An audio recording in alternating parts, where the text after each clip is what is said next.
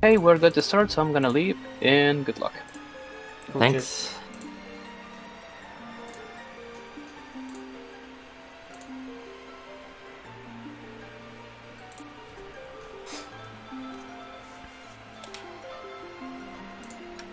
All right, everybody. Thank you so much for your patience. You are watching SpeedGaming Live 2020. And now here, coming up, we've got ourselves a little bit of The Legend of Zelda Skyward Sword with Kitcot. Let's go. Yeah. Hey guys.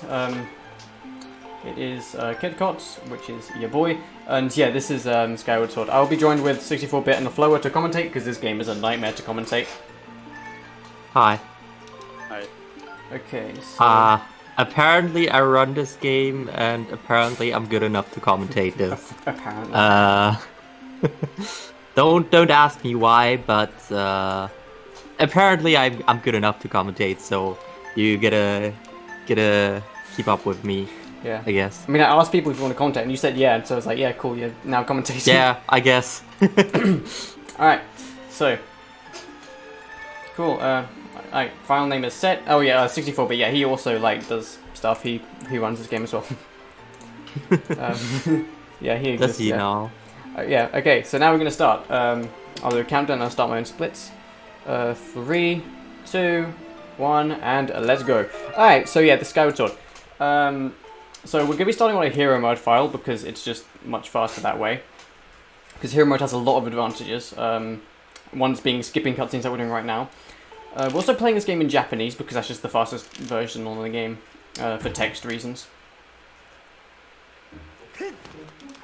Yeah, hero mode has several advantages. One of them is skipping cutscenes, and you are gonna see one of the other reasons very soon. But first of all, we are gonna talk to our boy Fletch in here, because he is very important. Yeah, Fledge has certain telekinetic powers and is going to make things happen much later on that are very useful. Yeah, might seem completely pointless, but it isn't. Alright, so yeah, as you can see, Japanese text, it scrolls pretty fast compared to English. Like, if you compare them side by side, you will notice the difference. Yeah. And yeah, so currently we're just going to like do this kind of tutorial phase, and run up some boxes and stuff. There's really not much interesting, just stuff.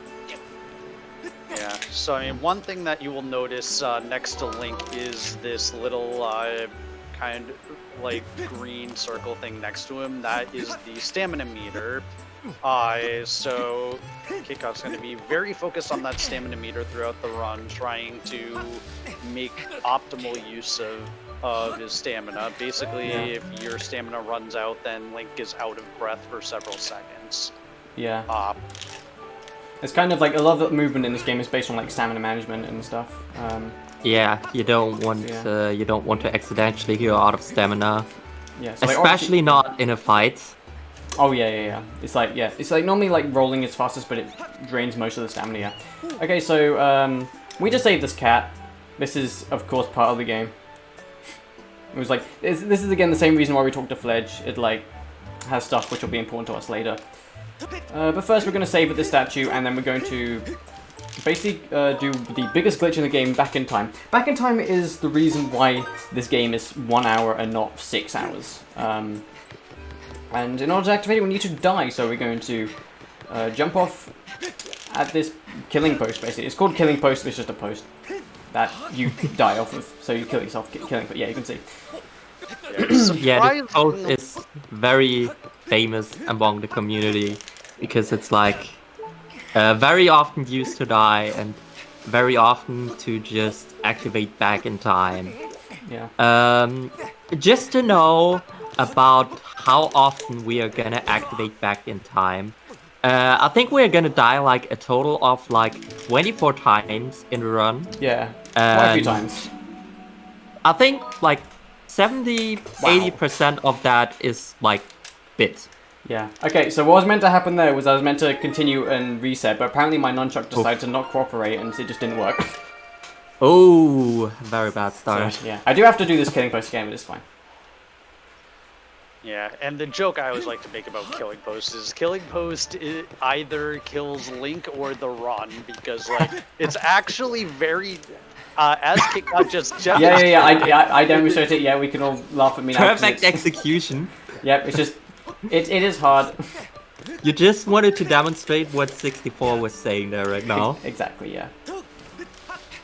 Yeah, so perfect start to the run. I know. Don't worry, we'll get it back on its feet later. TM. But yeah, it's surprisingly precise to get the jump off that post to take damage. Yeah. It's because the game didn't... Especially if you want to do it fast. Yeah, I mean, the game didn't expect you to want to die this early. Yeah, okay. like there's surprisingly few ways to actually die very early on. Yeah. Alright, so let's like try this again and hope it doesn't... There we go. So continued, and I reset with the console button because it's just the fastest way of resetting. And I continued, so I'm going to play as Link, but I reset, so now I'm playing on the title screen.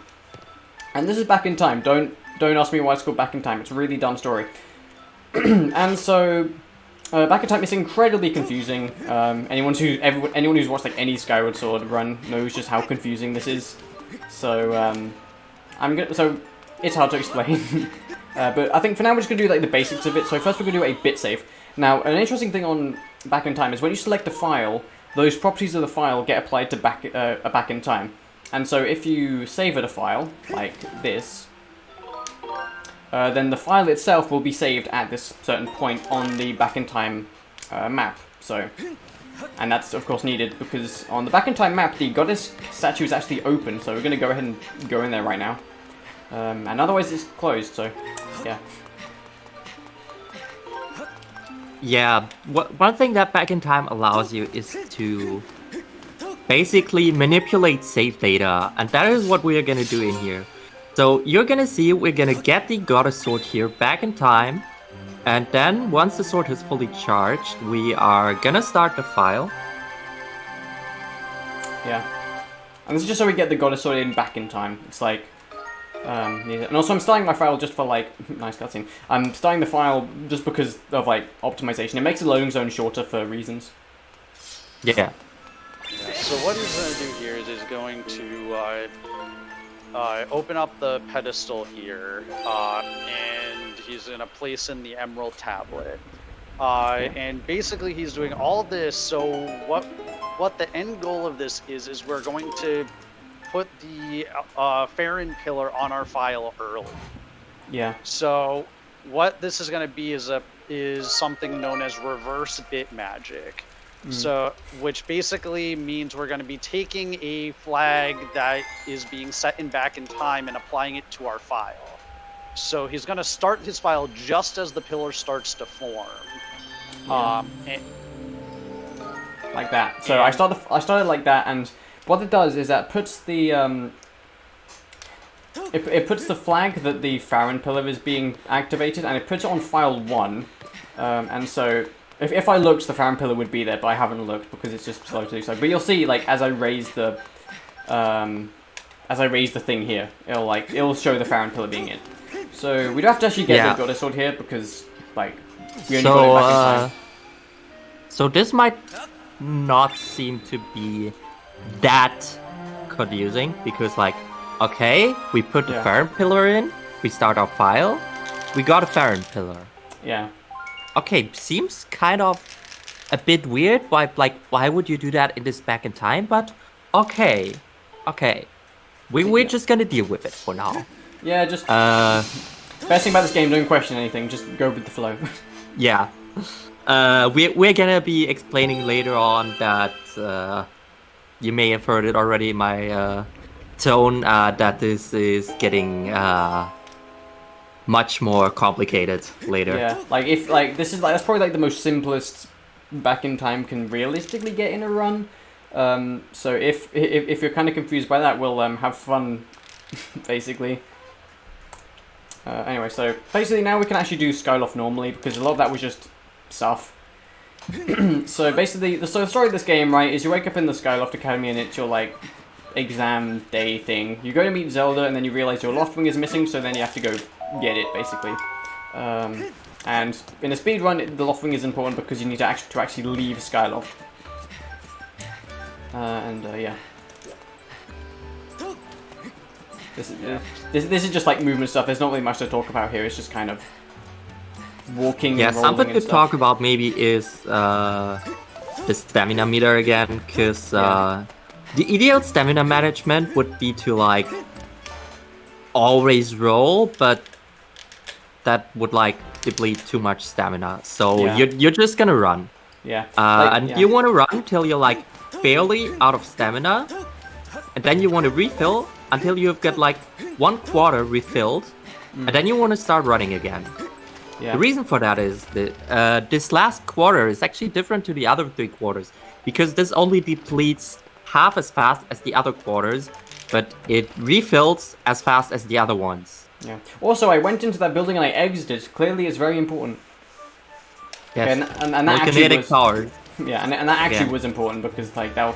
Same reasons why we collected the cat. No, same reason why we kind of saved the cat and we talked to Fledge. Is like it'll set certain scene flags on this file that we want later. Also, shouts to Randomizer, which skips this cutscene, but here we have to watch it because it's vanilla. Yeah. I've been playing way too much Rando. Sorry, yeah. Yeah, so Haven't we basically all? we're just kind of doing normal gameplay for now, and then we're going to be doing a bunch of setup for later in the run. Yeah. Basically, this is going to be a huge, long bunch of setup to allow us to get to Skyview significantly earlier than intended, and allow us to skip the slingshot. Yeah. Which is basically the whole goal of all the stuff that we've been doing. Yeah, like a lot of like the kind of stuff on Skyloft is basically just kind of setting up for this huge back in time, which basically skips the first portion of the Farron region, which is huge. Basically, it saves like 5 or 10 minutes, a long time. More than that, actually. It saves a lot. It saves a long time. Alright, Yeah. so here. So the thing is that the main glitch of this game is called Back in Time. We abbreviate it with bit back in time. Yeah. And we tend to say that this game is a bit broken. I knew you were going to make that joke. I knew it. Okay. Okay, yeah. Okay, so what I'm doing right now is I'm copying file 1 to file 3 because file 1 has some useful properties that we'll want to take advantage of. And just on note of time, this is an awful first. Like, I would have reset long ago because I failed the back in time, but it's a marathon run, so we're going to go with it anyway. Okay, so here is Cage Break. It's surprisingly hard. Also, there's just a Farron pillar chilling in the background. Yeah, it is so hard to not accidentally target the barrels there. Yeah. Like, ideally, you just stay face straight forward and just //spin, //spin, but Yeah. like, it's so easy to accidentally target the barrels and it throws things off. But it's fine because I nailed it. Yeah. Okay, so now here's the Loftwing tutorial. You'll see this a lot in like back in time because it's our way of getting to the sky. But for now, we're just kind of you know, like it's just about flapping and about speed and stuff like that. It's ironically not speed because it's an auto scroller. So during this, I'm going to talk about the next thing, which is the Wing Ceremony cutscene skip. It's basically after this is going to be a save prompt. All these like Zelda and Link are going to return to the plaza, and there's going to be a save prompt. After the save prompt, we get 2 frames to do a side hop. If I miss it, that's fine. Just 90 seconds is off, but hopefully I won't miss it. Basically, some people like to mash it, and people like to time it. I like to double tap it, which is basically the same as time it, because like I don't know, mashing is just kind of too random. And there is no audio or visual cue, so this is going to be fun. Okay, so yeah, so save prompt and save, and you're just gonna double tap and pray this works. Nice, got it. Okay, good. Yeah, I just like to double tap it because like one tap just seems, or just like timing it properly just seems like, I don't know, it just seems really hollow because there's only like, there's no visual audio cue. Okay, dead, back in time. This is kind of a scary back in time because if I fail it, bad. Bad things will happen, so let's not do that.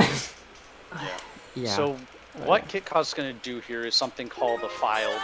So when he opens the file select screen, it loads information from file 3, but he's he's going to select file 2 first, or he just did. Yeah. So what's going to happen when he goes to save his file here is it's going to essentially copy the information from file 3 to file 2, but in a somewhat different way we're going to be able to take advantage of. Yeah.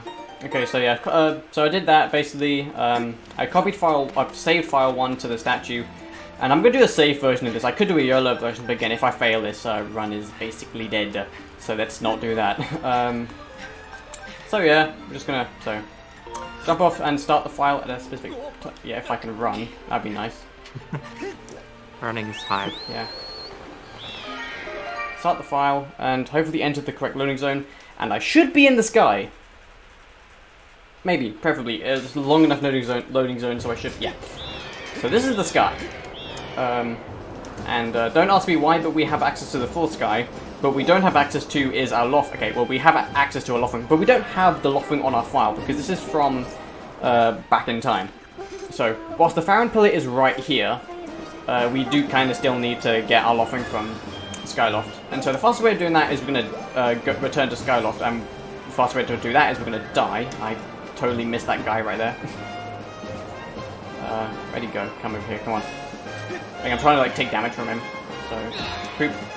And then there's some Octoroks conveniently over here, so we can just damage him. Again, we could just fly back to Skyloft, but because we have to like go through the cave again, it's just way faster to die, considering that as this was duped from file 3, file 3 was already saved at the cave. Yeah, and so the whole goal of what we just did there was to view that specific phi text that played when Kitcot got close to the pillar. Yeah. And that phi text gives you the ability to dive off your loft wing. And we specifically want to get the ability to dive off our loft wing on an early game file, which we now have. Yeah. So now Kitcot's gonna, because this was copied from file 3, he's going to have to rescue the loft wing again. Yeah. Okay, so yeah, cage break again. Just fun, hard stuff. Oh my god, come on. No. That happens often. It's like the game is dumb and decides to not do. And motion controls, yeah, this game runs on motion controls. They're not that bad, except then. But that was really just because I had like bad control of them. It's like a lot of people say they're really bad. They're not that bad if you have good control, or if you know how to. They're avoid. not that bad, except when they do not work. Exactly, yeah. Alright, so now we have everything. Now I'm just going to go ahead and go to the Farron pillar. Yes, so... We're going to have to dive, yeah. Yeah, so basically there are invisible walls kind of around the area of the loft wing tutorial because you're not ever meant to escape the bounds of where the game wants you. But if you dive off your loft wing, suddenly those invisible walls aren't there anymore. Yeah, because the game doesn't intend for you to be able to dive. And for those of you wondering, yes, we did just go from like the sky region to just the dolphin tutorial. It's weird, don't question it. Like with everything in this game. Yeah. Yeah, so now he's gonna go into the Farron pillar and basically land in the Farron pillar for the first time. Yeah, so it's gonna do like this long cutscene and stuff. Yeah, and it's actually very important that we get a file that has watched this cutscene for later, or well, not this specific cutscene, but the cutscene of Link landing in the sealed grounds for the first time. And then we're going to be doing probably like one of the most complicated back in times of the run. Yeah, this is the most complex one. If you understand this one, safe to say you have a master's degree in back in time. So we're gonna save here, then we're gonna die. This is all standard stuff at this point. This is not surprising to anyone. Should we try and explain what's happening, or should we just kind of let the viewers just kind of say them we'll be doing some stuff? I think if you don't try to explain anything, then everybody's gonna be confused and is not gonna be able to follow anything. Okay, well, we'll start explaining. Go. We can start to try to explain like carefully in slow steps, I guess. Well, I'm speedrunning this, so you're going to have to be faster with those slow steps. Yeah, so first he did a file copy there just because we want to have file 3 have the Loftwing on it, and now he's going to want to save at this Upper Academy statue. And it's specifically because the coordinates of this Upper Academy statue are going to be very useful.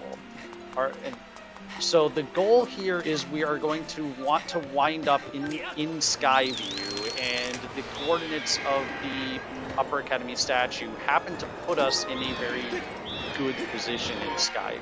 Yeah, and you might be thinking, well, Skyview's in, like, way deep into Farron, so how are we going to get there? Well, first of all, we can get to the Farron region because Farron is back in time because of the RBN that we did at the beginning of the game.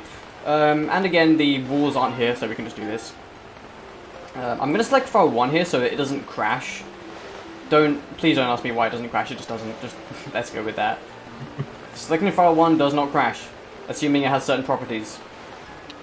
Yeah, basically assuming that the statue selection screen will always crash in Back in Time in file 1 because it did not actually ever enter the Farron pillar, will not show that screen. Yeah, okay. So yeah, now we're in Farron. And yeah, so now first obstacle is this log, but because we took... Okay, no, I need to actually do file 1 yet. Yeah, because we talked to Fledge, this log is now down. Yeah, this is called bit magic. Yeah, and so, it's totally magic. What that is basically, it applies flags that we have gotten on our file that are saved on the file into bit. So the question is now, how does talking to Flash correspond to the log being down? And the thing is, this game has map-specific scene flags. And the scene flag that corresponds to talking to Flash in Skyloft is the same flag as the log being down in the Sealed Grounds map. Yeah, it's like there's like a lot of overlap with certain scene flags in this game, depending on like the maps, and we're going to take advantage of that in a lot of ways. But first of all, I'm going to create a cropped file, and you do this by deleting this file and then you save it. Or just deleting any file and saving it when it's deleted. And what this does is that it creates the cropped file where everything is basically at 0, including hearts. So that'll be useful for killing ourselves, but also be useful for other things, which also pretty soon. But first we need to actually die in Back in Time. So we're just going to select file 1 and stand next to this Octorok and die. We're not going to activate Back in Time, that would crash the game. But we're just going to like die to reload the area. Also, yeah, it's really weird how certain things work, but the reason that we need to do that is so that we load so that the vine leading to Deep Woods is down. Yeah. Because as we've been alluding to, there's certain scene flags, and the stuff we did earlier set the flag for the vine being down, but for some reason it only occurs the second time you load the area. So hence why we need to do that. Yeah. Yeah. Also did like the you might be wondering like now opening the map crashes in Back in Time, and copying is also the plus button, so you might be wondering how I didn't crash the game. That's because I did like a frame perfect tap, which is very risky. I don't know why I went for it, but I just did. Okay, so I copied file 1, and then I'm going to now selecting file 2 just teleports you here. Don't ask questions. So now we're gonna select file 1, and we're gonna start file 1 and skip this cutscene, and in theory we should be in Skyview. If it didn't work, run is bad. That would be bad. That would be bad because we don't have the original file. Okay, we're in Skyview okay, now. That screen was black for a very long time. Now I don't want to die because if I die before I save, there is one more thing that is extremely scary, because if we die here right now, the run is bad. Yeah. Again. So again. Yeah. I think I did have like SD card save files, so it wouldn't be entirely dead, but I mean that would be cheating. Okay. Alright, so we're gonna kill this guy. Now, the coordinates from last time, or from the back in time, allowed us to go quite far into the dungeon, so everything was unloaded, which is why I went in here. But now you'll notice that everything is kind of loaded, including a spider that's over here. Ooh, spooky spiders, no. And I'm going to try and get past this guy and hopefully not die. Yeah, okay, so spider jump. Yeah. Spider is extremely scary because usually you're supposed to have a beetle to skip that spider, but we skipped the beetle, and you'll notice that because the B button doesn't work. That was neat. B button doesn't work, so I skipped all the B wheel items. So I'm not going to get any of those, which is going to have some funky strats later. So safety save here, because if I died in Skyview, that was kind of bad. And yeah, so again, as I said, no B wheel item, so no slingshot, beetle, bomb bag, even though we get that later. And okay, we're meant to get that later, but we don't. And now we have vines. So yeah, vines are kind of, they're not like deadly to the run, they're just hard. I mean, they're deadly if you're a top runner. Now these, you're meant to like shoot these with a slingshot, but we don't have them. But luckily, this is hero mode, so there's an extended Skyward strike. I don't know why it's in hero mode, but it just is. Wait, did I miss that? Okay, no, I got there. Yeah. well, the thing that hero mode allows you to, it basically transfers some stuff from the normal mode game file, and one of these things is the Skyward strike. So basically, you have like the upgraded Skyward strike, which you would have in normal mode for the True Master Sword. You already have it like in hero mode from the very beginning. Yeah. And this Skyward strike can be upgraded further again to like have instant Skyward strike once you have True Master Sword in hero mode. And we get the True Master Sword at the end of the game, so stay tuned for that. But now we enter Skyview's boss, which is Girahim. This boss is alright, I guess. It's not necessarily a hard boss, it's just a kind of scary boss, especially if you don't save. But I saved, so if I die, it's not that bad. Now this boss is somewhat RNG in some ways, so we're gonna hopefully not die. Okay, well, first phase. Okay, yeah. Well, first phase isn't actually that bad. Just kind of spin attack, and then you're good. Like this. Yeah, Girahim does have a dart attack, which basically just makes him invulnerable, and you can't attack him, and you're gonna see that you get rid of the darts. So you want as few darts as possible. Speaking of the devil, there they are. Optionally, you get 0 darts, but I've only seen that twice, so it's kind of very rare. Normally, you get like about 3 or something. So that's 2 already. That's 3. This is about 3? average. Okay. Okay. 4. 4. Ah, great. Kira really wants it, apparently. Yeah. Okay. No, not again. Okay, this should be the last one this time. Yeah, okay. So that was like 4 darts, just like below average in decency, but whatever. Yeah. Is what it is. Yeah, it's like, yeah. So there is a heart container here. I'm not gonna pick it up because I do that sort of thing. I just like risky strats, I don't know. You just hate yourself enough to not pick it up. Yeah, 6 hard horde, let's go. Yeah, Horde is like the end part of the game, and it's incredibly difficult, and I just make it worse though by not picking up this heart.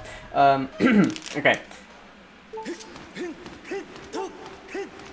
So now okay. The purpose of beating this first dungeon. So in a speed run, you only complete the first 2 dungeons. Then you unlock the Nehru region. Then you can do some like weird stuff, and then you can basically just unlock the end of the game from that, more or less. Yeah. So, as was kind of alluded to earlier, like, we've skipped the slingshot and the beetle, and the big reason being the slingshot is an extremely slow item to get. It takes like 12 minutes or something in a normal run, or like in the older runs to do.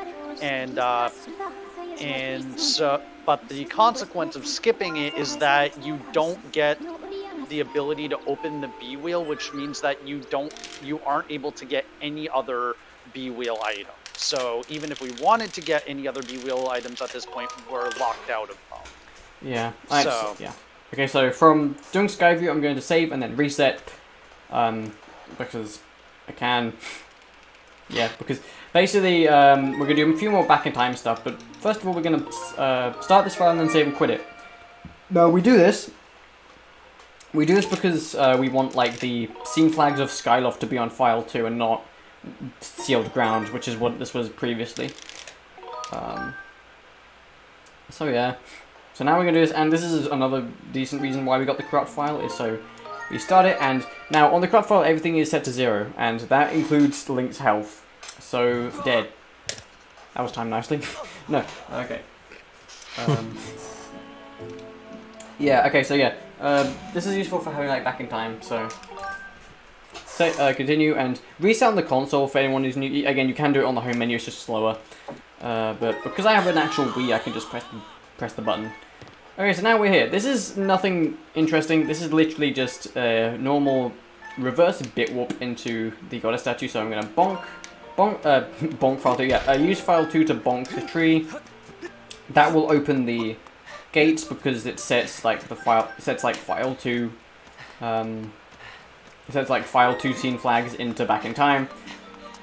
Now I'm going to basically select file 1 soon, and then I'm going to yeah. While we did talk about bit magic and reverse bit magic, kind of, I think we did not talk about bit warp / reverse bit warps. Yeah.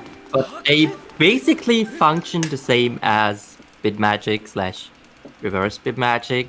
So we just, what we are doing with scene flags earlier is what we are doing now with coordinates. Basically, so yeah. Like with reverse bit warp, we're taking the coordinates we saved at during on the file, and if we enter a loading zone and start the file at the same time, then the game puts the coordinates we saved at during back in time on the map we just entered. Yeah. Because we were saved at a safe prompt, it basically puts us at the normal entrance. But as you've seen earlier with the Skyview bit warp, it's put the upper academy coordinates on the Skyview map, which results somewhere in the back of Skyview. Yeah. Okay. So now the point of that previous RBM was to get the access to Elden region and also here the Link's tunic, which is apparently needed. So now we're going to do another RBM. This is to enter Elden itself, because it's just faster than entering it like normally. Okay, so first things first, we're going to enter. We need to enter the sky because that's where Elden is. So bit save file 2. Now the only reason why we bit save file 2 here is because file 2 has the Loftwing on it, and saving it in back in time basically puts a Loftwing in it. Actually no. I made this. I made a mistake earlier. I'm not going to do it again. Okay, new thing. Ignore everything I just said previously. I'm going to save file 1 at very specific coordinates because that's required. And not file 1 does also have thing on it, so yeah. Ignore me, I'm dumb. I run this game competitively, I swear. Anyway, so... Oh, okay, well I'm dumb apparently. Okay, so now we enter the sky because it's over here for some reason. Alright.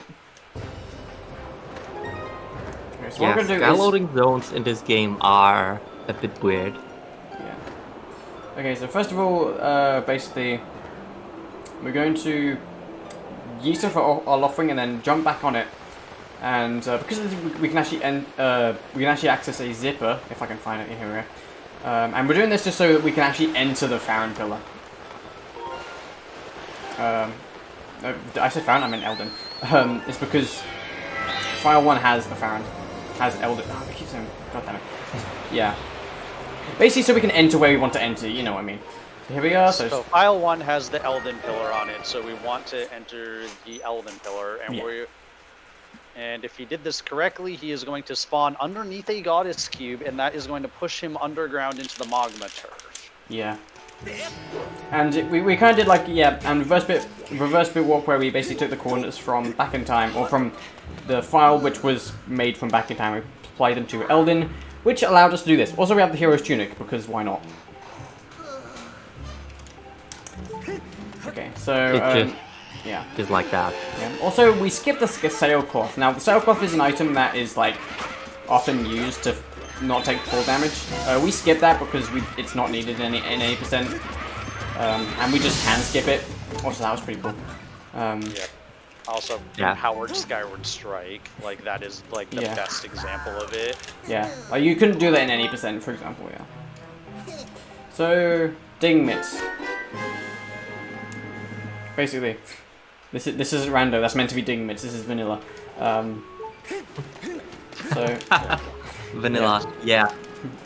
Vanilla in vanilla, wow, yeah. Okay, so... Good. Yeah. So basically, we get the digging mitts essentially to just escape the magma turf because it just... So we don't technically need the digging mitts themselves. It puts us into a convenient place in Eldin because we want to talk to a very specific magma who is again going to set a very useful flag for us. Yeah. So right here, I think, is the magma, isn't it? Yeah. Yeah. Yeah. Okay, Also, so another very important trick coming up right now. Circles, come on. Okay, come on. You don't get this. Got it. on its own. Yay. Right. Okay. Circles. You basically run around in circles. It loses one frame, but it's the most useful frame. It's a thing.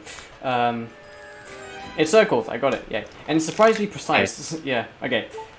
Yeah, I also was joking about earlier of it being, if you don't get it or understand, Yeah. yeah, it's kind of just something in a the community, visual yeah. thing. It's just a visual thing. It's a meme. I don't know why I did that, but yeah. Yeah. But okay, so we're gonna basically climb the volcano, but during that we're gonna do another back in time because this game loves us to do that. You know, it's confusing. So Yes. I hope all your brains haven't melted yet. We're gonna see something new again. Oh boy. Yeah, We're gonna see nighttime back in time. Yeah, nighttime in back in time. So basically, So basically, we're gonna do another iteration of reverse bit magic, which means we're going to try and set a scene flag, and we're gonna apply it to basically our file. It's gonna be file 1 because we need to like open a few things on that. So basically, we're gonna enter this house because this is the only place. Well, this is where the bed is. I mean, there are beds in like houses and stuff, but like this is the one that's closest to what we want to do. So we're gonna sleep at night. It's like the original reverse bit magic. Like the trick that started it off all. Yeah, This is like the first one that Jim I Stacy's kind of like found. to play a small guessing game. Like, what do you think? What could happen if we do this? Small spoiler. It's not gonna have any immediate effects, so Yeah. you're gonna have to wait a bit and Oh my god, flowers. see I what's swear. gonna happen. Yeah. Okay. So there's a few things I just want to explain from that. So I exited the house with a corrupt file. You have to do that, otherwise the game crashes. And also, basically what happened is that I pushed the gravestone, which sets a flag, and I started the file. And now pushing the gravestone corresponds with a certain scene flag on Eldin, which is going to be very useful to us. And you'll see what it is in a minute. But for now, we're just Yeah, I climbing always, instead of telling people what it does, I always like to tell people to wait and see the full magic of this. I just hit my Wiimote against the desk. Neat. It happens. It's motion controls. I'm surprised my Wiimote isn't dead yet, but I've done that way too many times. Okay, so yeah. So now we're just rolling. So one thing that you might have also noticed while he was going up that first sandy slope is that he was doing something called Stutter Sprinting, where he was repeatedly tapping A to slowly move up the second part of that slope to basically wait out until the Bokoblin at the top started grabbing another boulder. Yeah. It's like it's only ever really seen on like slopes because it's slower than regular movement. But yeah. Oh yeah, just saying cutscene. Yeah. So there's a cutscene. for those of you that don't know, that the two magmas in here are talking about how to get in Earth Temple because it's locked. But then they realize Oh, wait, we don't even need a key to get in there. We can just dig underneath it. But unfortunately, we're not a Mogma. We only have digging mitts. We cannot... Yeah. We cannot dig ourselves under the door. Guess we're gonna have to find the key then. Yep. And yeah, I must emphasize that this is a very clearly locked door. Yeah, it is completely locked. If you came to here in like your own game, you couldn't just walk up to it and say go into Earth Temple. That would be madness. So anyway. No, Well, I don't anybody who would do that is mad. Yeah, but I don't really feel like finding the key, so I'm gonna just do that. Yeah. Okay, so Earth Temple. I guess someone else can find the keys. Yeah, this temple is very interesting without any items, which is what we don't have. Yeah, we don't have items. And this is often where a lot of runs tend to die, because of just how low health you are and just how easy it is to lose damage. Or take damage. Like there. That Perfect example. Yeah, perfect. Okay, so first thing I'm going to do here is what's known as the Kitcot6. So normally there's this drawbridge, and the only way to lower it is like usually with a beetle, but we don't have the beetle, so we can use this keys to basically like lure this keys to do a precise Skyward strike. It's somewhat precise. You do need the keys to cooperate, unlike then. Yeah, this trick unfortunately doesn't have Kitcot6 is unfortunately not the official name for this trick. What do you it mean? doesn't even have an official name, but What do you everybody's just calling it Kitcot6. Yeah, I mean, it's close enough to an official name that I'll just keep calling it, because it doesn't have one and might as well. Okay, so yeah, basically I use that keys to basically do a precise Skyward strike to do the thing. he was also doing a couple of precise jumps there to skip the cutscenes of the drawbridge, lowering each step. Yeah, basically. Alright, so... Yeah, so most of this is... basically considered TAS only until Yeah. a few months ago, where we found out, like, hey, we can complete this game without items. Like, okay, but we kind of would need an item to like get over here, and then like people were like, ah, screw this, we're just gonna have to learn a TAS only trick, and turns out the trick isn't quite that TAS only. Yeah, people like found setup. Yeah, people like found decent setup for it to do it RTA. It's still a hard trick. Yeah, it's not easy, but yeah, you get hang of it. Yeah, it is doable. Yeah. All right. So normally, what the game would you get like a bomb bag and then do this whole boulder trick thing, but we could just skip all that with this. Right. So if you can tell, my voice is dying. Anyway, so basically, bottom file 2 to open the gates, and we're gonna enter here with the corrupt file. This is another useful thing of corrupt file. Because entering it with the corrupt file will put this with the correct like people, and Pippi will be here, and we want to talk to him. Yeah, so basically what that does is it opens the academy in a state as though you walked out of Link's room for the very first time. Yeah, because there's nothing on it, basically. Yeah. Also, like, the camera angle doesn't quite show it, but Link is standing on top of the lava for the duration of that cutscene. Yep. Okay, so basically we talked to Pipit, we completed that, talking to him, and that corresponded in Earth Temple with raising these for some reason. So we can basically just walk right ahead through, and that skips bomb bags, it skips boulder section, it skips quite a bit. Shouts to boulder skip back in the day, that was like the biggest time save we could potentially have and only save like 50 seconds. And it was also, you may notice here that the stamina meter like is red right now, and that is because Kitcot got a frame-perfect roll out of the loading zone after depleting his stamina going into the loading zone. Yeah. It's red because I'm a pro gamer. Well, now it's not. So it's basically, it means that you got the optimal like stamina usage essentially, as well as the roll coming out of it. Yeah. Okay, so basically here, so there you're meant to like blow up a boulder and something, but we can just start to sprint up it, and that's like the main use of Stutter Sprinting. Okay, so basically what we're going to do now is we're going to go ahead and get the boss key, and then there's going to be this like big ball that chases us, and it's going to be basically like Indiana Jones except without the whip. If I would actually, if I'd pick up, nice. Yeah. We're This still game- waiting for the extension board category of getting chased by that boulder with the whip. Shout outs to Six System Second, which is a route developed by Indie Kenobi, who in which you would get like you'd actually have the whip when you do this because you do this Ancient System as a second dungeon, and that dungeon has the whip. So yeah, I should have put water. My voice is dying. Okay, so cool here. I'm gonna save just in case because anything can happen here really.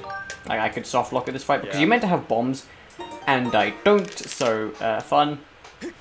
Yeah, this is probably one of the most like scary parts of the run is Scaldera, because specifically the last phase, or is you need to be able to Skyward strike his eye hitbox, and so it depends on you having done enough damage in the previous phase, and if sometimes Scaldera doesn't always like to cooperate, and so yeah. It can be get a kind of bit sucky. scary. Yeah. It do be like that sometimes. So yeah, this is like I swear, like from a lot of my 80% attempts, so like from like PB after PB, there's always a time loss here every single time. I haven't done a perfect Scaldera in my PB for ages. That just kind of shows how hard it is because it's like, yeah. I mean, I could do it like all the other times, just can't when it's a like personal best run. Okay, so we're going to damage into here because optimally we'd want to leave this fight with 2 hearts, and it's just quicker to do it there. Also, there's brake sliding here, hopefully if I can do it. There we go, yeah. So brake sliding basically, I made a video on it, basically. It's basically where after a roll or home menu buffer, you hold ESS down, and Link does a sliding motion. It's only ever used in sand and here, because everywhere else is just slow. It's just fast to run and stuff. But yeah, it's just cool to see. Yeah, it's also really precise as well. Yeah, so basically in this fight, Kitcot6 gonna have to use the bomb flowers at the top of the arena to hit Scaldera and do very specific amounts of damage in each cycle. Yeah. And yeah, so Basically sold into soft lock, and yeah, there's not really much else to say other than this fight sucks. No one likes it. Like no one. Yeah, especially if you do it. We say this fight is bombless, but obviously you see we are using bombs. Oh shit. It just means we aren't using any of our own bombs because, once again, we couldn't have gotten any bombs even if we wanted to.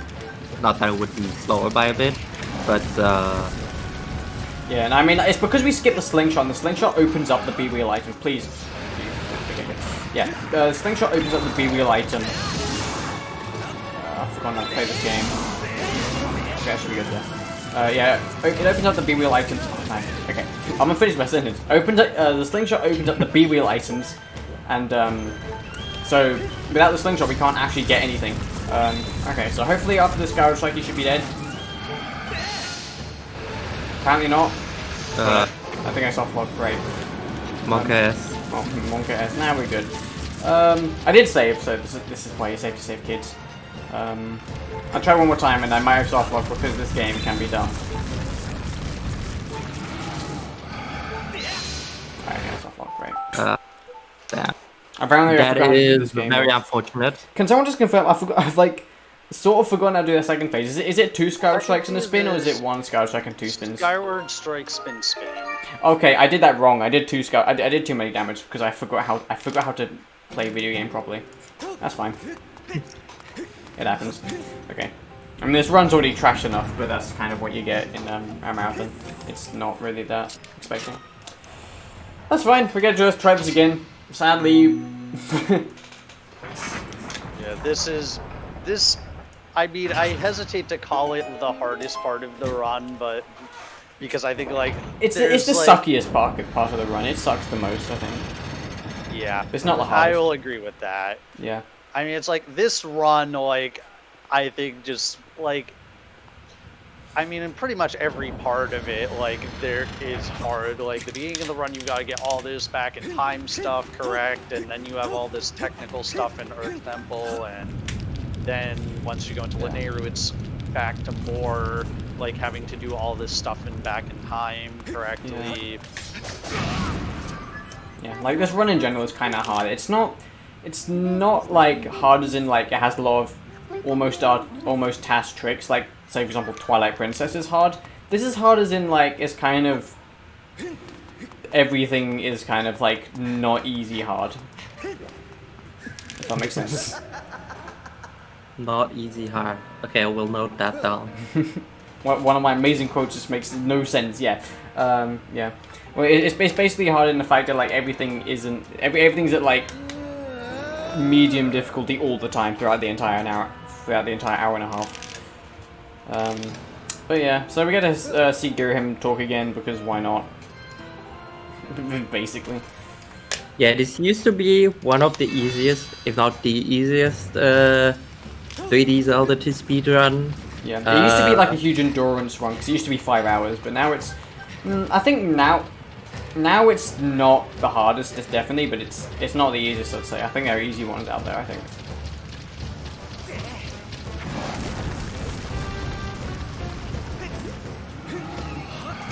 Yeah, just this game has developed huge over the last few years. Oh yeah, I think Gymnast was the one who, like, kind of did a lot of the development and stuff, so shout out to him for that. Oh god, he's really close.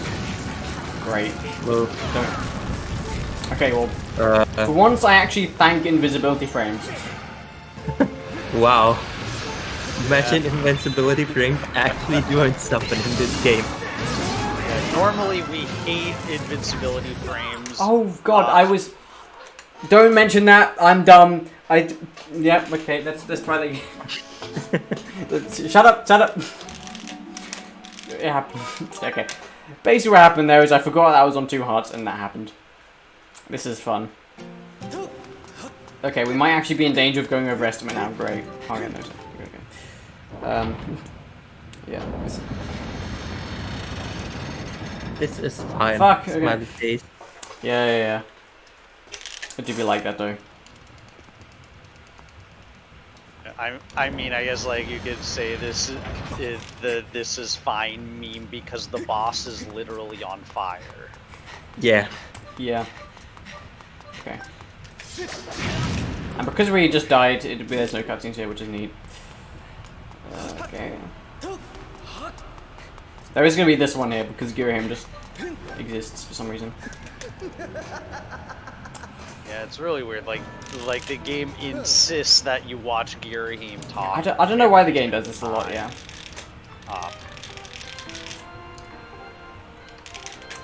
But yeah. But yeah, normally, like, in this game, like, you hate invincibility frames because usually you're trying to damage down quickly, and if you slash a bomb, like, too quickly, you still have invincibility frames, but yeah. Okay, that's like not... I don't know why I picked that up now. Oh no, this is bad. Guys, I played this game well, I promise. Guys, I'm good at this game. Okay. That should be right. There you go.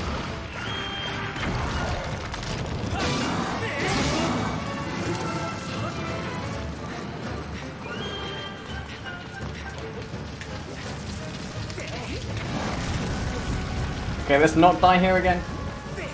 That would be nice. So, Skyward Strike. Spin. Now I can do this. There we go, yeah. I didn't... I'm an idiot this time. Now.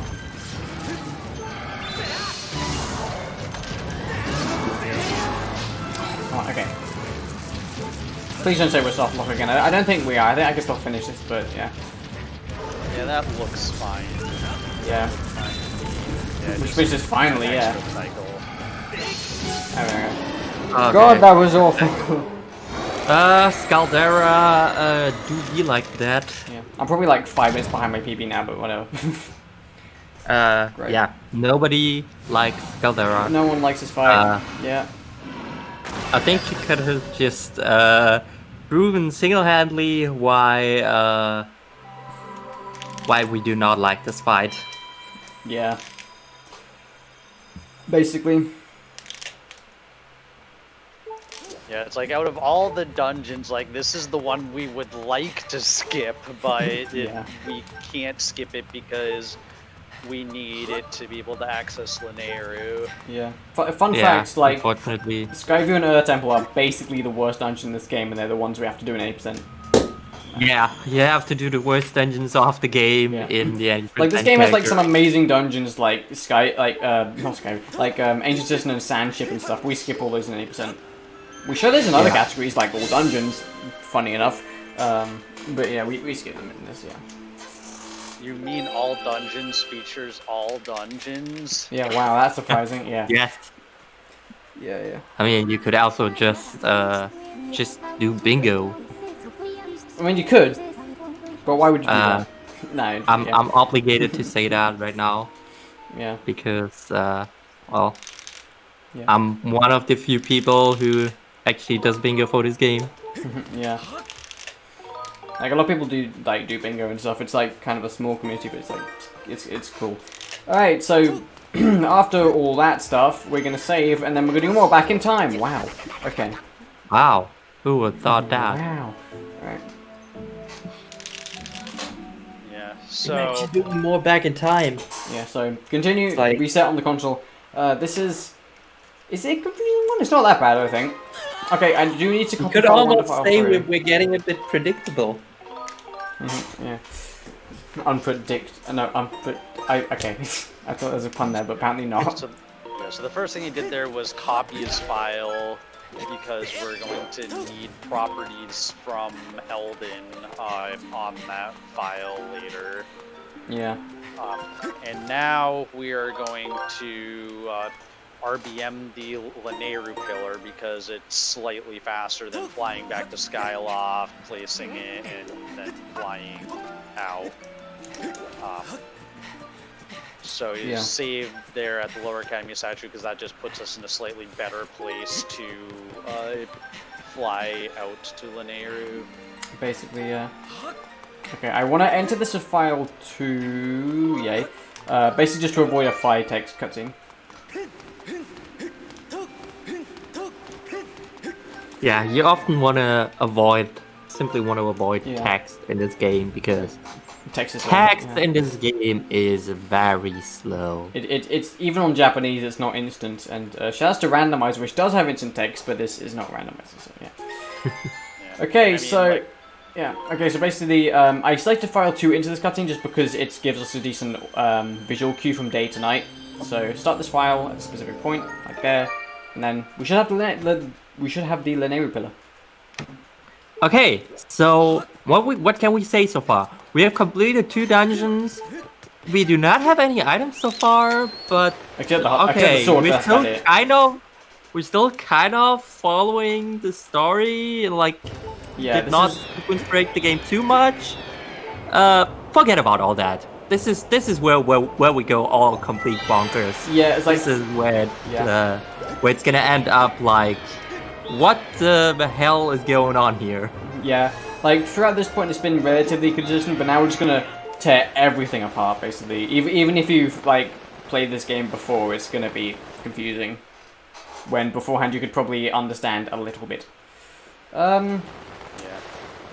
So basically, the end goal is we need to be able to open the Gate of Time in the Sealed Temple so that we can go to the past and actually defeat the bosses.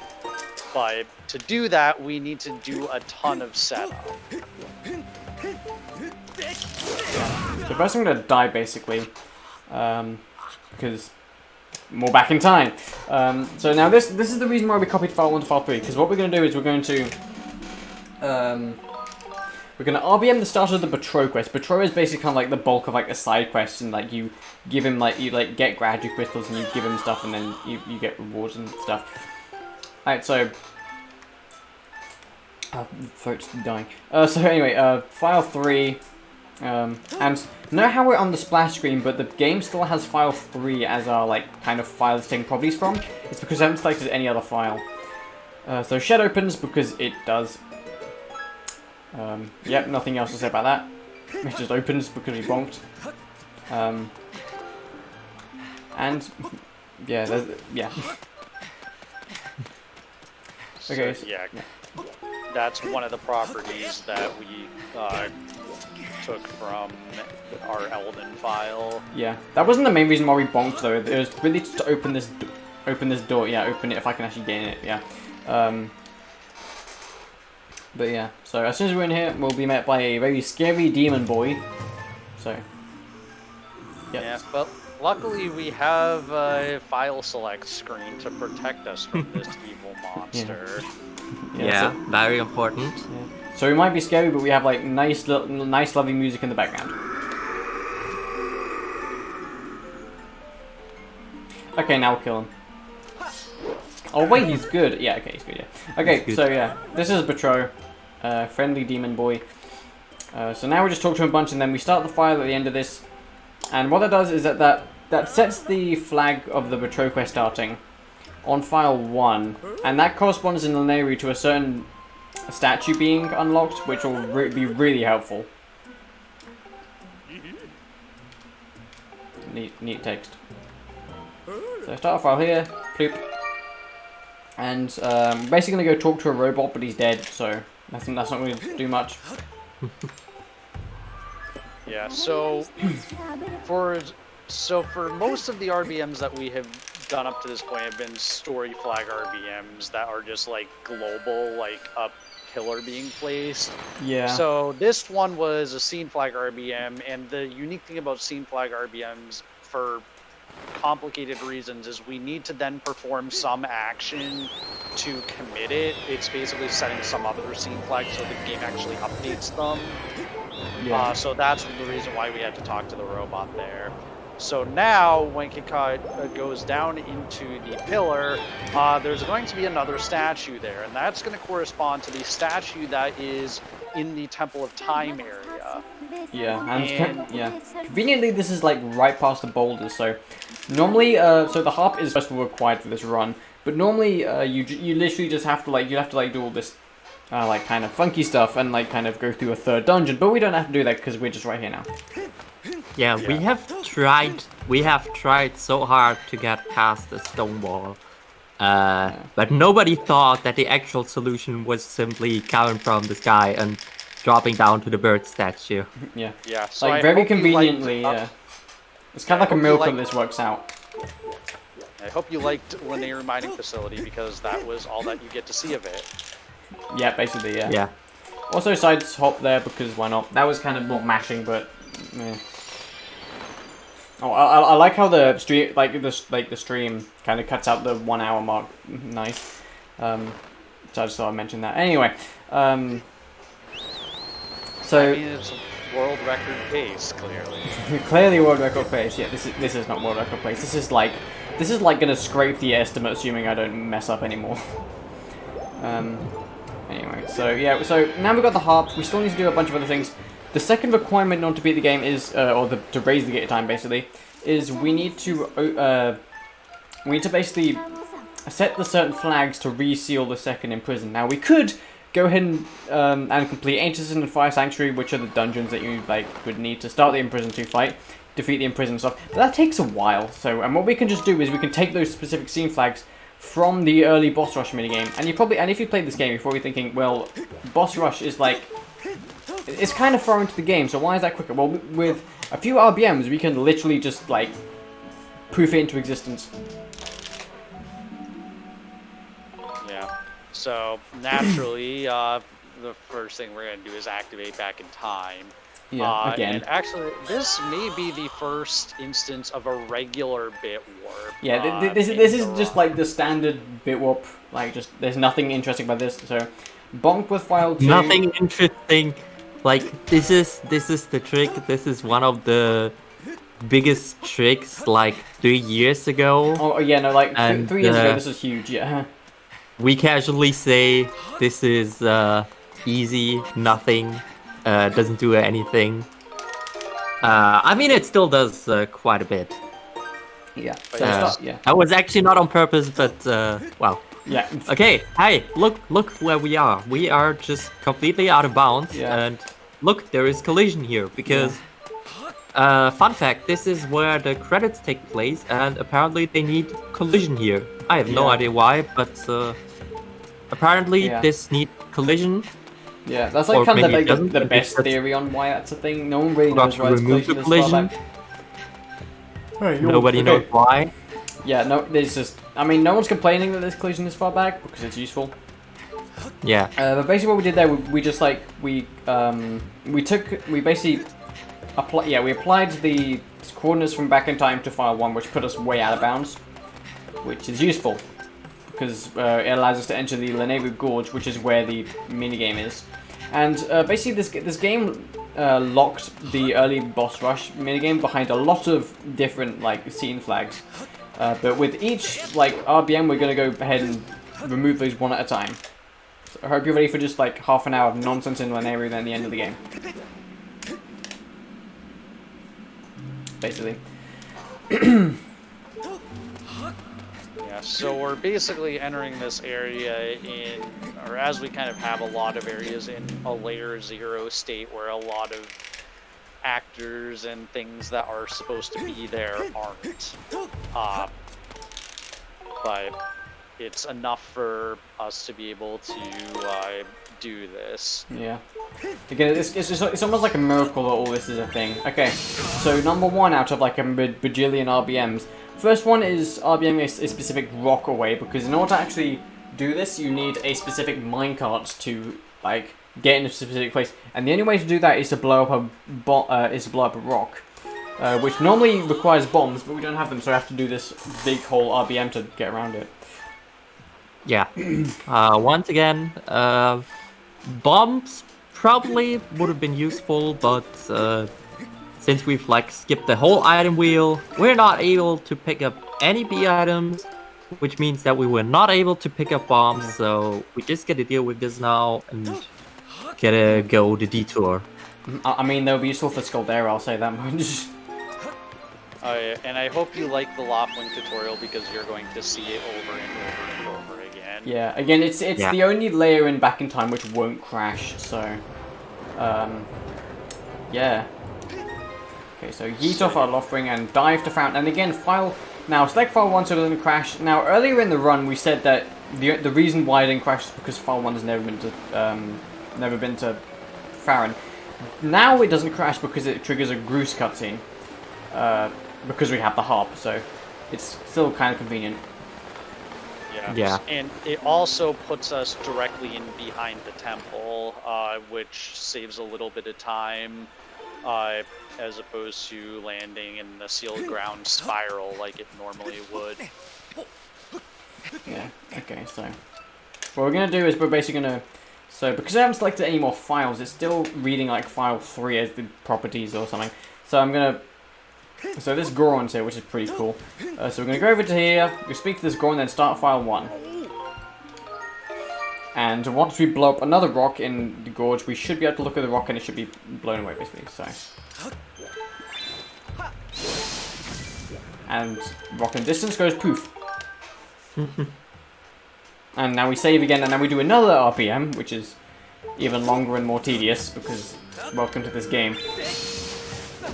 Okay, actually, I hope you like weird. what you saw so far, because Yeah, it's gonna get a bit more confusing in here. Yeah, just a bit. Okay, sorry, I'll shut that. I hate those jokes, and I don't even know why I make them. I hate them so much. They hurt my brain. Okay. Okay, so now... Only because you hate yourself as much as you hate those jokes. Accurate. Okay, so yeah. So now the start of this is going to be very similar because we have to go to Farron in a very similar way. So save file 2 because Loftwing. Now yeet ourselves into the sky because that's where Farron is, and then dive off Loftwing, and then yeah, it's going to be very similar. Yeah, this is basically the same for everything that's upcoming. safe so we can get the birds, go into the sky, have fun with the loveling tutorial, and yeah. Yeah, so again, select file 1, and because we don't, and so that the Pharaoh doesn't crash, and because we don't select any other files, it just doesn't, it's like keeps file 1's property, so again, it doesn't crash. Which is nice. So the skydiving, and skydiving is actually surprisingly hard. Okay, so select file 2 as we enter. This is the first difference. So now we're here as well. What I'm going to do is I'm actually going to, this is a small time save, but it kind of does something. So I'm going to start the, do this, which will have this cutscene. And then I didn't press C, yeet. And so you'll see what that does in a minute, hopefully. I mean, I did this last time I did this in practice, it didn't actually do anything. But apparently it's meant to do something. So over here, we're going to walk over here, reload the area because that's what we do. And in theory, this log should be pushed up. Okay, it does, yeah. I don't know why it didn't work last time in practice, but whatever. Okay, so now... yeah, I'm pretty sure we do this with file 2, I think. Got that. All the RBMs merge into one, so I forget what to do. No. So yeah, enter with file 2. Skip a cutscene. And yeet our way over here. I keep saying yeet our way. No, yeah, make way over here. And Matchy's here, which is very convenient because this RBM has just... Come on, logs. Yeah, this RBM like has Matchy to do with it, and these are Kikwees. We actually haven't seen any in the run yet, which is very sad because Yeah, they're pretty cool. and they're pretty cool, if I may say so. Yeah, so rescuing this, or basically after this text box, the game actually sets a temporary flag that just so happens to correspond to the minecart moving around in this area. Because what you're intended to do is like go through that door behind the statue and escort a minecart all the way around the area in a long auto scroller that takes forever and is really annoying, and that we can't even technically do because we don't have any items. But by RBMing that temp flag, we can skip 90% of the escort. Yeah. Okay, so now here's another just regular bit warp. It's nothing new or interesting at all. Yep. Just bonk file 2 and bit save file 1. Oh, yeah, bit warp with file 1.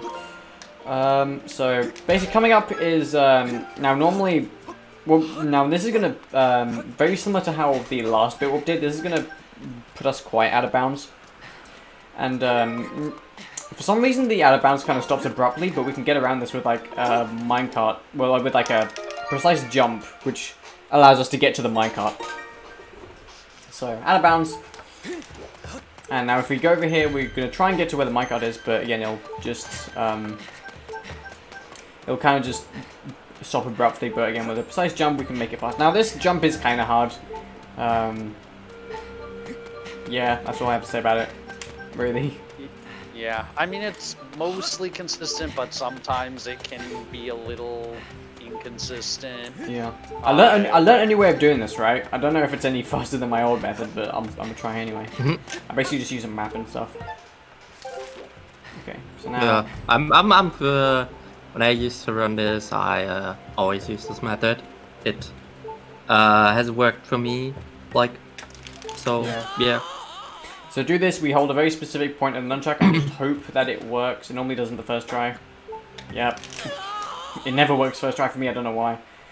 Also, we tend to say that these flags all just overlap coincidentally, but there is actually a huge resource sheet which has documented all the different scene flags and stuff, where we can see what overlaps with what, so we can see if this is this RBMable or not. And yeah, a huge shout outs on that part goes to Copernicus and Azer, I think. Yeah, probably Yeah. those two So, mostly. yeah, like those are the Uh, main like glitch hunters for this game. They like found out most of the stuff, and Gymnastatics, who found out RBM in the first place.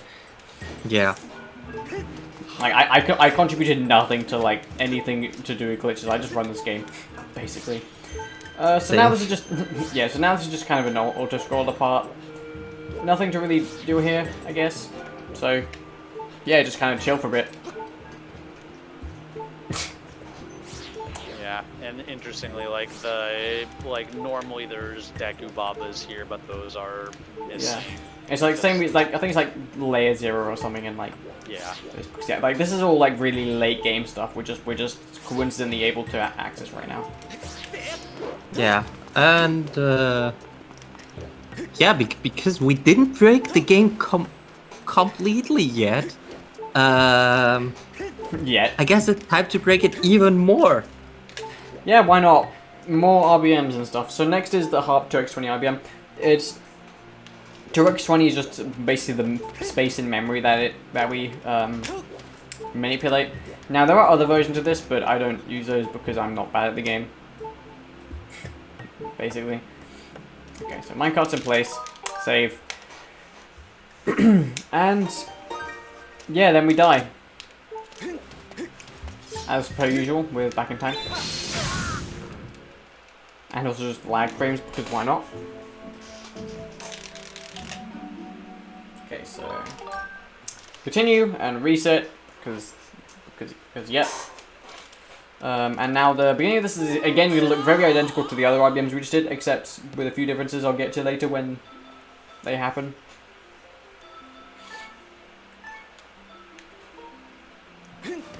So yeah. Yeah, this run so far isn't that great. I think I'm going to be just scraping by with the estimate, from what I can tell. But we should be fine, assuming I don't mess up anything else.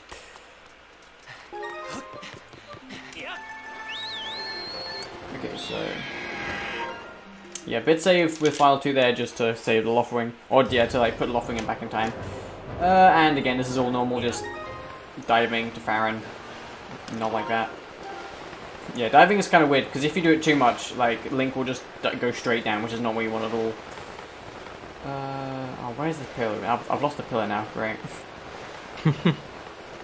Yeah, Oh, some no. Yeah, that wind up tends to drifting in happen. one direction or Yes, the now, other. at this point I'm just going in like one direction hoping, which I don't think is working.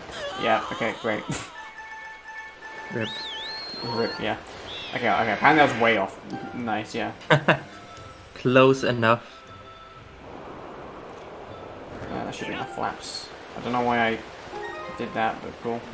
So select file 1, and then don't select any other files, then we should be good. But yeah, diving is like surprisingly hard. Okay, I'm definitely gonna make this, yeah, that's fine.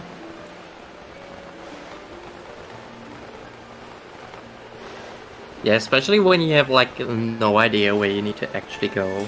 Yeah, so this is the same, except file 1, and then select file 1 again, because you want to enter this file 1. Because you actually want to trigger the Groose cutscene. Show my man Groose a little bit of respect and stuff, because he's actually in the run somehow. Yeah. So we actually Yeah. get to see Groose. Yeah. Groose is like not really seen much in the run. Similar to how Kickwees are. Like they were kind of used to be seen in the run a lot, but now they're not. Okay. So basically talk to this guy, Groose. Have the copy menu up so I don't like accidentally select any other files. Or just, yeah. And don't actually copy, that would be kind of bad. Yeah. The point of this Yeah. is that we need to carry that flag from the Groose cutscene into the Sealed Temple, Yeah. which is going to trigger the cutscene of the Harp tutorial and this long cutscene. Yeah, like this. Okay. Yeah.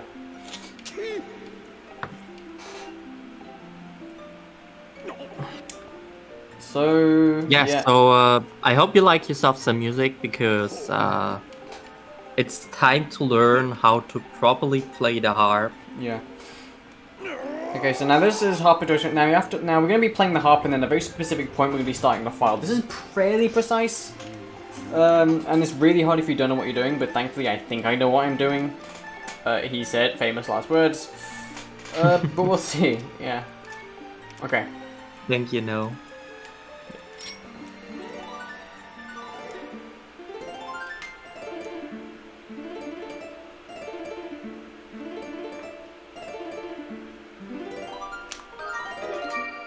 That should be good. I think, yeah. I don't see why that wouldn't have worked. So, if that worked. Yeah, it did.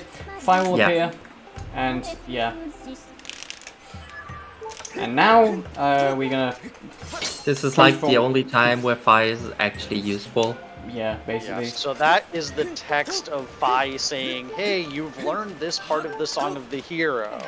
And it just so happens to make the Thunder Dragon spawn in, which is really useful, because now we can access the boss rush minigame. Basically, And- Yeah. Good question. What do you want with the boss rush minigame? Well, the answer is as simple as it is not simple. Basically everything in this game, So so basically we're going to fight Imprisoned 1 followed by Imprisoned 2 and just intentionally die to those fights. But what's going to happen is the game assumes you're much further into the game than we actually are. So what it does is it unsets a bunch of story progression, triggers the fight, and then when the fight ends, it puts back that story progression. Except since we never had it in the first place, it just gives it to us. Yeah. Yeah. So Also, now, so now we have the Ancient Cistern and the Fire Sanctuary are now considered to have been beaten. Yeah, and we didn't even do much. We just died to this guy by feet. Yeah, you just simply need to die to the imprisoned. Yeah, and again, this is all because this minigame is not meant to be accessed this early at all. It's like... all it takes. Yeah. So then it's going to be the same thing with Imprisoned 2. yeah. Coincidentally, one of the other flags that gets set is the flag for Feroria's Courage being learned, and thus the Farron trial being accessible. So we're going to immediately get a Fi text telling us, hey, there's a trial gate. Yeah, it's not very useful, but it exists, yeah. Yeah, in case because we've never seen one in this run. And yeah, we are gonna die And again. Stomp! 2 feet. Death by And feet. now the flag for Imprisoned 2 having been beaten is set. So that is going to allow us to open the Gate of Time. So, okay, so let's summarize. So, we have beaten, basically, Ancient Cistern and Fire Sanctuary and the Imprisoned 2. So, I guess that would allow us to go into the past now. But hold up a minute. Wasn't there something like, yes, you can get to the past, but don't you have to do some more backtracking there? Well, coincidentally, we have a solution for that.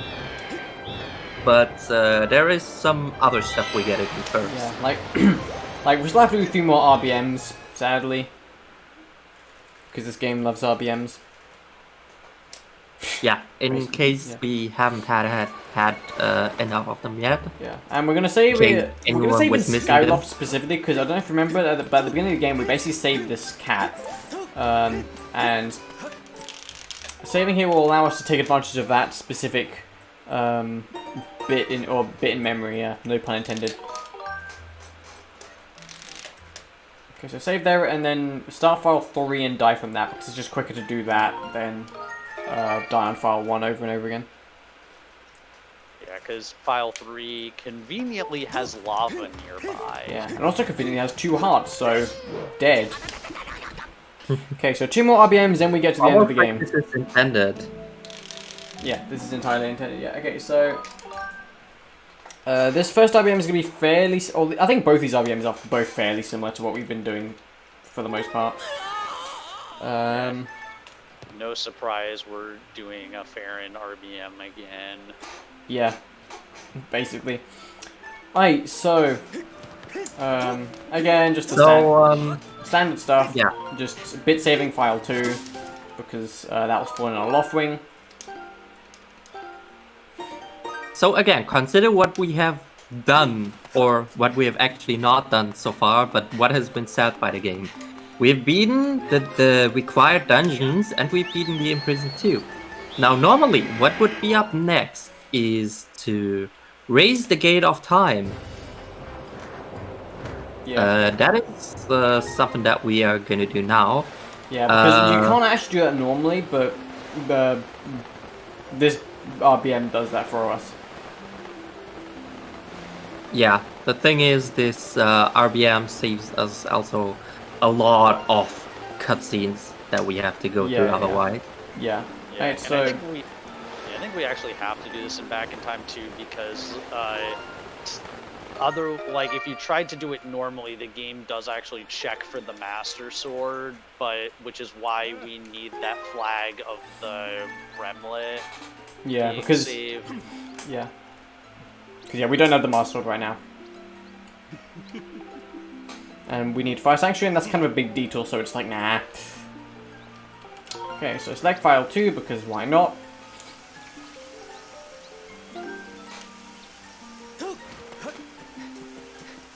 Oh boy, it's actually be quite close to estimate, to be honest. We might overshoot. Yeah, not the grids run. Okay. And don't copy this, please. Yeah, don't copy this. That's bad. Okay, so I'm gonna exit out the splash screen as soon as possible, so to avoid the cutscene starting. So now I'm gonna bit save file 1 in here because it's just more convenient that way.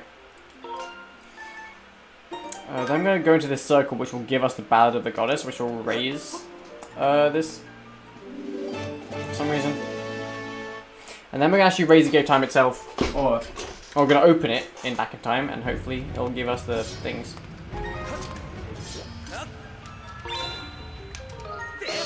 So start the file and Skyward strike it, and we're gonna look behind us, and hopefully it'll be open. Yep. Yeah, alright, so that is that. So now we have an open Gate of Time. So all that is blocking us from all that is left blocking us from the final boss fights is a simple door, which is unfortunately locked. Oh, what now a shame. Yeah, well, now this. Yeah. guess we gotta do all the stuff we need to unlock the door. Yeah. I mean, we just have an RBM to unlock the door. Yeah. And now this is yeah, so basically it doesn't actually have a proper name. It's just referenced by its scene flag name, which is 7x04. Yeah. Which is once again, if you run this game, this term does ring a bell for you, because it is one of the most famous flags, because it does open the Horde fight. Yeah, basically. Now this, this is like all the normally. endgame fights. Yeah, now it's normally locked behind like having to beat Skykeeper. We can basically just not do that. Okay, so now this is, you've already noticed this is a little bit different from the other bits, because you have to do a bunch of stuff with like that statue specifically. Again, don't question it. It's a thing that we have to do. Okay, so now we're into the sky again, and now we're going to enter Farron again, and from now on it's going to look fairly similar to the other ones, basically. And so this Back in Time involves us going to I might actually go a bit high, why not? Yeah, this Back in Time involves us going to the Farron, just general Farron Woods, and watching a cutscene and starting a file at that specific point cutscene. Actually, no, I dove my loft wing to like high end, whatever, it's fine. So yeah, select file 1 so it doesn't crash, because file 1 has specific properties that will make it not crash. Then we're going to select file 2 as we enter here, like that.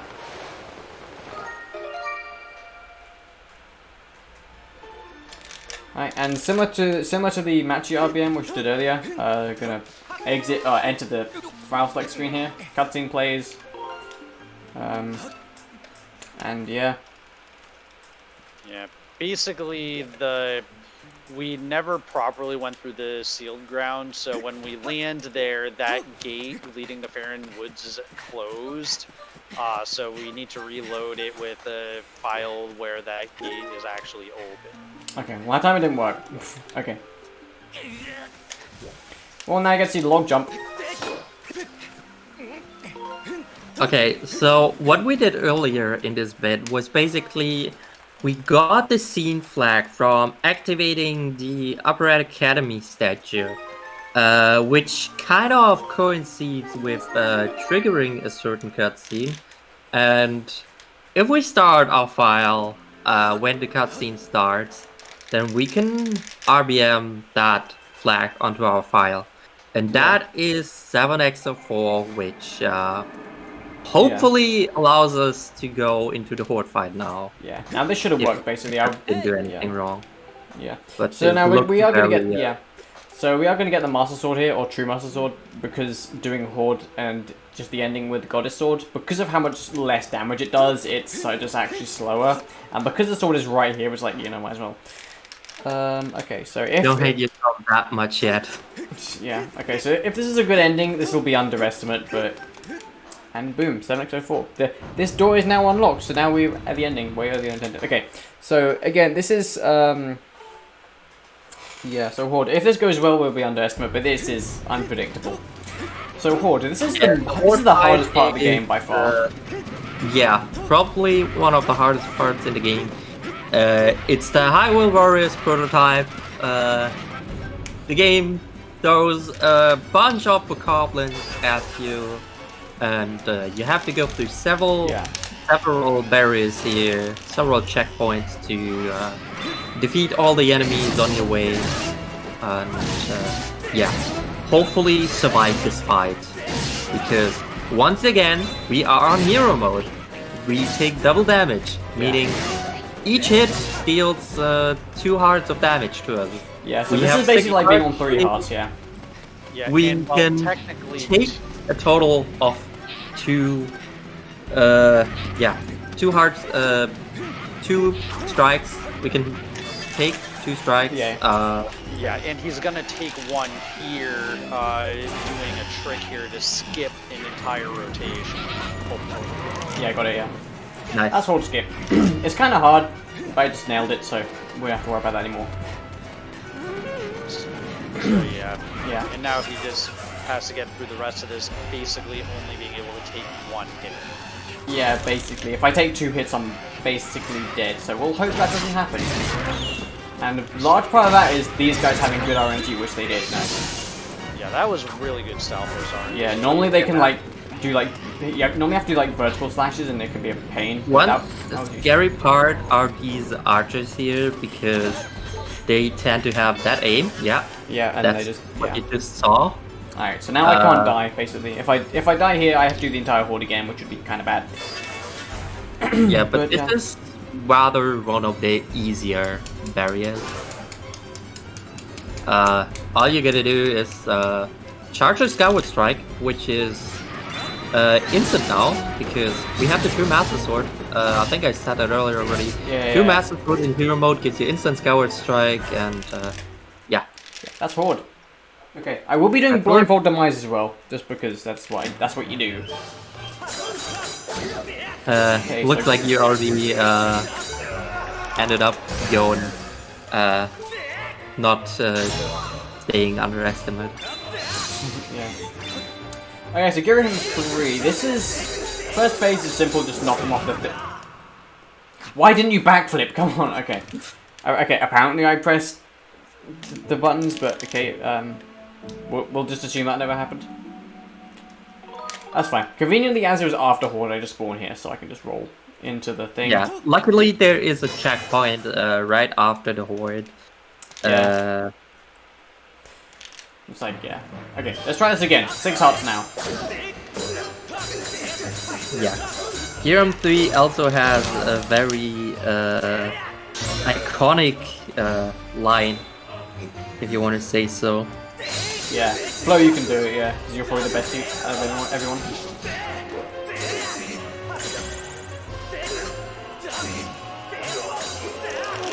And every time he knocks Girium over the edge, he tries to jump with him because that saves a few frames on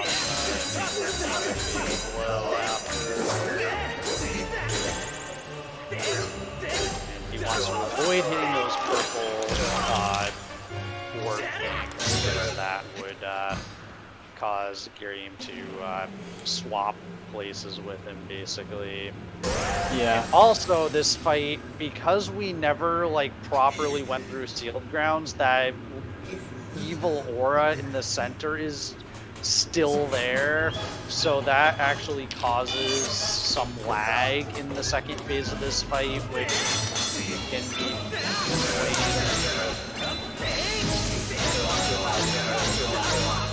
Yeah. Okay, flow, do the line now. In accordance to the thing. You're Richard Brett. Yep. Yeah, that is a very iconic line by our friend Girium in here. Yeah. So yeah. Since we're playing in Japanese, you can't actually see it. I don't know what he's actually saying in Japanese. Yeah. I should maybe research that. And yeah, now we're gonna see Kitcot doing this fine blindfolded. So the last time I did this in a marathon, it was ESA Summer Online, which was earlier this year. Now, because there was a problem with my audio and it was desynced, I actually failed this twice, and I just gave up. So hopefully I'll be able to do this first time, he says, and time will be when I land a final blow of device. I don't know why I'm saying that, because I'm in control of the timer. Alright, let's go. Yep.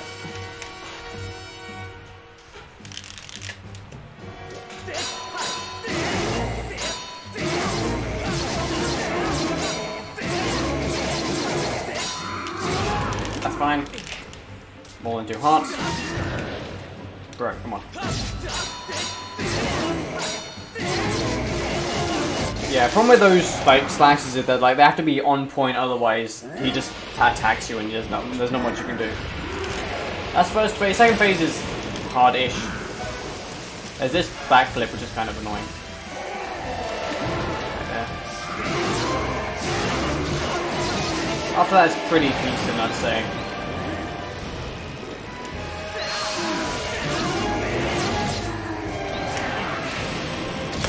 Time. GG. 10 seconds over estimate, not like this. So yeah, this fight is pretty much easy. It's in terms of speedrun strats, it's pretty much scripted how it's supposed to go. There is to say a few words about this fight again, because I didn't want to disturb Kitcot there with his blindfolded run. Yeah. In the second phase, you can throw him down the first time, and you can actually do a fatal blow, but it's like impossible to land that. It's scripted that you can't land that, and we're using that time to like charge up another lightning and get him down a second time. For the second time, you've got only a few frames to get your fatal blow in there, and from the third time onwards, it's basically free. Yeah, basically, yeah. So that was Skyward Sword. That was an interesting run. It wasn't the best run by far. Scaldero was a mess, and the beginning wasn't great. Yeah. Nice. That's changed to 140 apparently. No. Okay. But yeah, that's me. My throat has basically been murdered by talking a lot. Anything else you guys want to say? I don't know. Thanks for running, I guess. Thanks for letting me commentate. Yep. Also, yeah, thanks for SpeedGaming for hosting this game. I think this is a really cool game, and I'd love to see more people speed on it. And that's all from me, basically.